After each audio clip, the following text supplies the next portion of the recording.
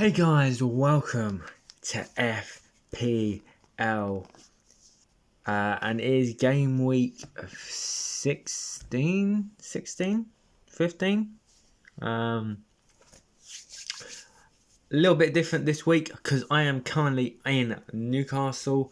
So we're going to be filming this. So you can see there's no glare from the windows. Everything looks quite kind of clean and neat, because we're not in my house. So, yes, I am in Newcastle. There will be a Newcastle vlog on the channel when it comes out. Probably won't be out for a week or so after this video. But go check that out. There will be a Newcastle Stadium, St James's Park Stadium tour video as well. When that comes out, go check that out on the channel. But it is FPL. We love it.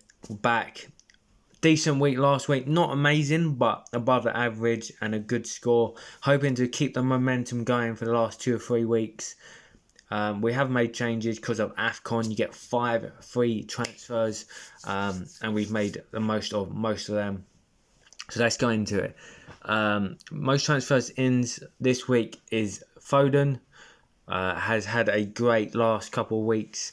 I believe he's scored 5 goals in 3 games in all competitions. Thiago, Bruno, Cash and Bruno G. Outgoing Mateta, Munoz, who's injured for a month now. Mbemo, Semenyo, both on Afcon. And then obviously João Pedro as well. Just not really performing for Chelsea, to be honest, and has not been doing it for long weeks. So something to keep an eye on. There is a lot of game weeks coming up within, very quickly. So yeah, we will go to points, and we'll look at it. So last week, Raya, disappointing from Arsenal, not only to not keep a clean sheet, but obviously lose the game to Aston Villa. Makes the title race more interesting for everyone. But yeah, for them, it's not a good result. No clean sheet points for either Raya or Timber for us that week. Into the rest of the back four, Van de Ven. A 2-0 victory for Tottenham there, which meant he does get the clean sheet points and the 90 minutes points as well. So that's 6 points. We'll go with Lacroix first, because you can see 2 different scores. That is because obviously Palace did win. They did concede a goal, so not great. However, the goal scorers, as you can probably tell, was Gahey. Got a goal, played 90 minutes. So Lacroix got 2 points, but Gay got obviously the goal scored, so he gets an extra 6 points there. Coming into the midfield, Saka got the assist, did get a yellow card, which is annoying because that could have been 6 points there. Is down to 4.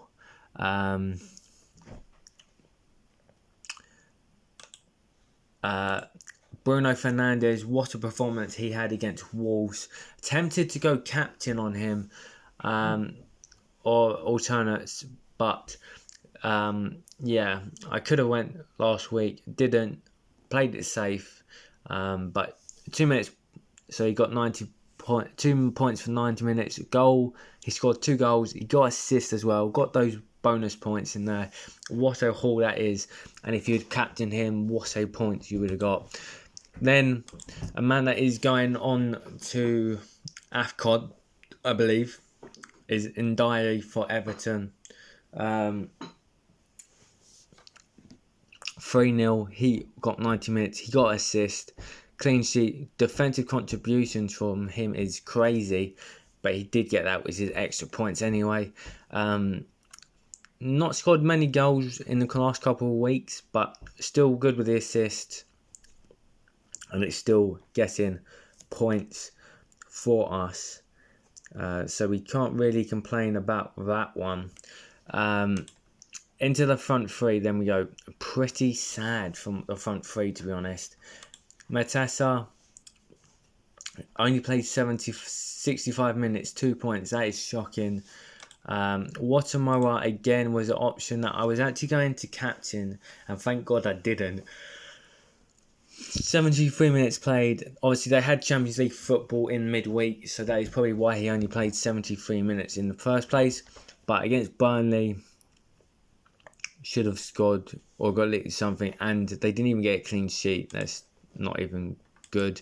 Haaland, on the other hand, 68 minutes played, again rested for the Champions League fixture, which is something you obviously got to take into account. Most of these teams do have big teams like Arsenal, Liverpool, City, Newcastle, all do have European football in midweeks. So obviously they are resting players. Onto the bench, Dubravka, Estevan, both getting 3 points in that Burnley game against Newcastle. Casado's still suspended and is going to be suspended for next week as well. But we know how good he is at defensive contributions. He can get goals. He can get points. So we are going to keep him in there. And Granit Xhaka again on the bench. 2 points. Not too bad. Overall, the squad was perfect. You know, you could say maybe lacrosse, but realistically, they should have got a clean sheet. So everything went all right. Which means, as you can see, there's green arrows, which is lovely to see. We'll check the leagues. Is it going to load? Yes. Into the mini league. Again, still in fourth. No changes in the top 5. Gavin is not too far behind us. Tyler's still first. Matt just behind Tyler. And Andrew above us. Good that we managed to close the gap down to Andrew, because he didn't have a great weekend. None of them really stand out. We actually got the most points out of everyone, which is surprising. Gavin with 33 points. Tyler didn't have a good week. What was his? Van der Ven on bench. Gakpo. Oh, Palmer. Yeah, he made the mistake. It happens. Into the actual my YouTube league.